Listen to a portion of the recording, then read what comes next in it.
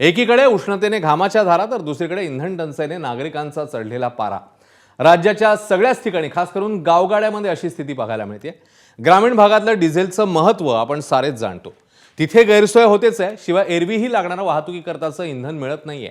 पंपांवर खडखडाट आहे। ग्रामीण महाराष्ट्रात इंधनाविना नागरिक कसे पळून निघतायत त्याचं वास्तव आता आम्ही तुमच्या समोर मांडतोय। पाहूया।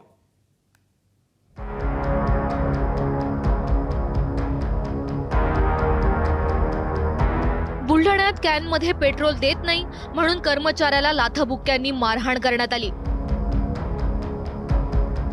बुलढाण्यात 4 जण तलवार आणि कोयता घेऊन पेट्रोल पंपावर पोहोचले आणि त्यांनी कर्मचाऱ्याला मारहाण केली आहे। बीडमध्ये पेट्रोल पंपावर शेतकऱ्यांच्या कॅनसह लांबच लांब रांगा पाहायला मिळतात। डिझेलसाठी तासनतास रांगेत उभं राहावं लागतंय। सरकारने एकदा डिझेल द्यावा, नाही तर मग शेतकऱ्याची काहीतरी सुविधा करावा। शेतकऱ्याची परिस्थिती भयानक आहे, बिकट आहे। वाशिममध्ये सलग 8व्या दिवशी डिझेलची टंचाई आहे, त्यामुळे शेतकरी आणि वाहन चालकांनी गर्दी केली आहे। काल 3 वाजतापासून सर्व शेतकरी बांधव इथे हजर आहेत आणि उन्हाचा फार मोठा हे आहे। बरं, तरी शेतकरी बांधव डिझेलसाठी शेतातले कामं काही खोळंबलेले आहेत, तरी या सरकारने डिझेल साठा जास्तीत जास्त उपलब्ध करून द्यावा ही शेतकऱ्याची विनंती आहे। परभणीत तर डिझेल मिळत नसल्यानं शेतकरी आक्रमक झाले। त्यांनी शहरातील वसमतमध्ये रास्ता रोको केलाय।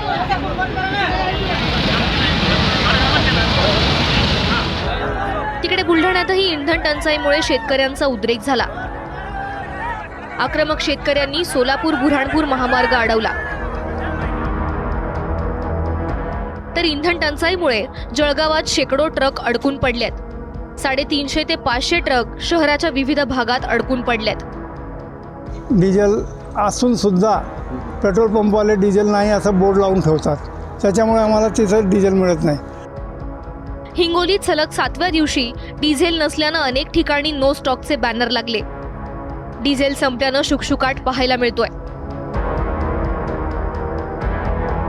अकोल्यामध्ये भर उन्हात नागरिकांनी पेट्रोल पंपांवर गर्दी केली आहे। पंपाबाहेर मोठी रांग लागली। एकीकडे राज्यातलं हे इंधन टंचाईचं वास्तव आपण पाहिलं, दुसरीकडे प्रशासनाने साठेबाजी करणाऱ्यांवर कारवाईचा इशारा दिलाय। सर्व जिल्हाधिकाऱ्यांना पेट्रोल डिझेलचं व्यवस्थित नियोजन करण्याच्या सूचना मुख्यमंत्र्यांनी दिल्या आहेत। काही ठिकाणी तणावाची स्थिती असून डिझेलची साठेबाजी करू नका असंही मुख्यमंत्री म्हणाले। तर राज्यात इंधन टंचाई निर्माण होण्याच्या अफवा पसरवल्या जात आहेत, मात्र महाराष्ट्रामध्ये पेट्रोल आणि डिझेलचा पुरेसा साठा उपलब्ध आहे अशी माहिती मंत्री छगन भुजबळ यांनी दिली आहे। नागरिकांनी भीतीपोटी अतिरिक्त पेट्रोल डिझेल खरेदी करून साठवणूक करू नये असं आवाहन देखील भुजबळांनी केलं आहे। शेतीकरताही लोक काही डिझेलचा वापर करत आहेत, त्यामुळे आपण त्या प्रकारचे आदेश दिलेले आहेत की त्यांनी स्वतः लक्ष घालून याचं नीट प्लॅनिंग करून कोणाला होर्डिंग करू देऊ नका, साठेबाजी करू देऊ नका। आवश्यकतेनुसार त्या ठिकाणी डिझेल मिळालं पाहिजे याचा प्रयत्न चाललेला आहे। काही ठिकाणी निश्चितपणे तणावाची स्थिती तयार झाली आहे, पण ही काही सर्वदूर तणावाची स्थिती असं नाही आहे। मला वाटतं दुसऱ्या ठिकाणी एखादा इन्सिडेंट होतो तो जास्त हायलाईट होतोय, पण तोही होऊ नये याकरता प्रयत्न आम्ही करू। भीतीने लोक जे आहेत पेट्रोल डिझेलचा साठा करत आहेत। साठा आपला वाढलाय, आपण त्यांना जास्त उपलब्ध करून देतो आहोत। कुणी कॅन्स वगैरे भरून घेऊन जाऊ नये, पिंप वगैरे भरून ठेवू नये। तर इंधन टंचाईबाबत मुख्यमंत्री एक सांगतात आणि मंत्री वेगळंच सांगतात अशी टीका केली आहे खासदार सुप्रिया सुळेंनी। आपण बघूया सुप्रिया सुळे काय म्हणतात। एकाच सरकारमध्ये माननीय मुख्यमंत्री म्हणतात की नाही काही काळजी करू नका, सगळं ठीक आहे। त्यांच्याच मिनिस्टर मधले कॅबिनेट मिनिस्टर आदरणीय माननीय भुजबळ साहेब म्हणतात 30च दिवसाचं आहे। केंद्र सरकार एक म्हणतं, आम्ही विश्वास कुणावर ठेवायचा? जर सरकारमधूनच 2 वेगळ्या माहिती बाहेर येत असतील तर सामान्य माणसाची करायचं काय आणि जबाबदारी कधी घेणार? अहो एवढे 200 आमदारांचं सरकार आहे, 222 का 25 का 26 देवालाच ठाऊक किती आहेत, पण एवढी मोठी मेजॉरिटी असताना लोकांनी एवढी तुम्हाला साथ दिली आहे, तुम्ही म्हणता लोकांचा एवढा मोठा आशीर्वाद आहे, मग चालले तरी एकीकडे सरकार म्हणतंय इंधनाचा तुटवडा नाहीये, साठेबाजी करू नका, तर दुसरीकडे एबीपी माझाने केलेल्या रियालिटी चेकमध्ये मात्र धक्कादायक वास्तव समोर आले. कधी काळी मराठवाड्यातल्या गावागावात पाण्यासाठी रात्र जागून काढण्याची वेळ यायची. विहिरी, टँकर, हंडाभर पाण्यासाठी रांगा लागायच्या. पण आता तीच रात्र डिझेलसाठी जागून काढण्याची वेळ आली आहे. आमचे प्रतिनिधी कृष्णा केंडे यांचा संपूर्ण महाराष्ट्राची झोप उडवणारा आणि शेतकऱ्यांच्या व्यथा मांडणारा हा एक्सक्लुझिव्ह रिपोर्ट पाहूया. मी सध्या जिथं थांबलोय तो एक पेट्रोल पंप HP चा आणि आता रात्रीचे किती वाजलेत हे मी तुम्हाला दाखवतो. त्यासाठी यांची घड्याळ आपण पाहूया आणि ही घड्याळ आपण पाहिल्यानंतर आपल्या लक्षात येईल की 11:11 झाली आहेत आणि 11:11 ही अशी भली मोठी लाईन कॅनची लागलेली आपल्याला पाहायला मिळते. हे किती लिटरचं आहे? 200 लिटर. मग आता एवढं मिळणार आहे का? नाही भेटणार. 2000चं फक्त. 2000 रुपयाचं फक्त 2000चं मिळणार. 2000. किती वाजल्यापासून लाईन लावू बाय? 3 तास झाले. 3 तास झाले.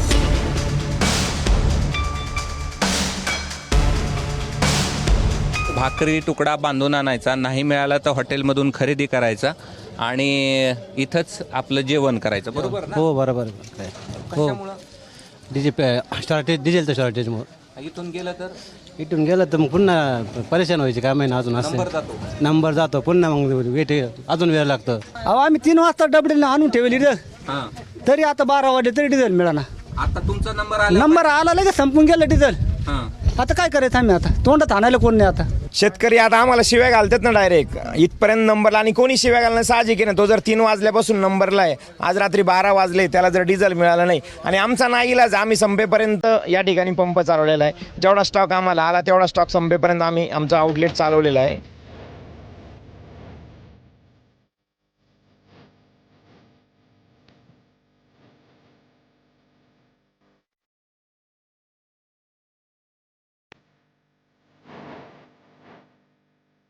कॅन मधली ही दोरी अशी आहे की कुणी मागे पुढे हे करू नयेत. बघा याच्यावरती नाव आहे, हे अजयचं कॅन आहे.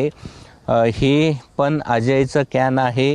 हे इथे पण एक वेगळं नाव तुम्हाला पाहायला मिळत आहे. शेतकरी जरी नसले तरी त्याचं प्रतिनिधित्व जे हे कॅन करतायत आणि अशा प्रकारचं मराठवाड्यातलं डिझेलसाठीचं हे आणखी भयावह चित्र आपल्याला रात्रीचे 1 वाजता पाहायला मिळतंय.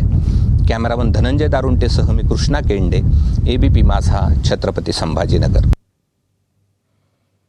एकीकडे इंधन टंचाईमुळे शेतकरी हैराण आहे. ग्रामीण भागात खरीपपूर्व मशागतीला सुरुवात झाली आहे. मात्र डिझेलअभावी शेतकऱ्यांची कामं रखडली आहेत.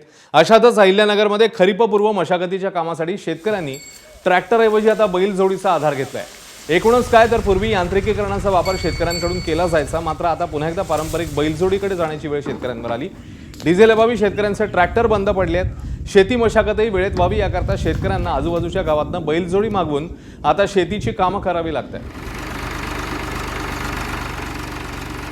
डिझेल टंचाईमुळे बैलाला मागणी जास्त आलेली आहे.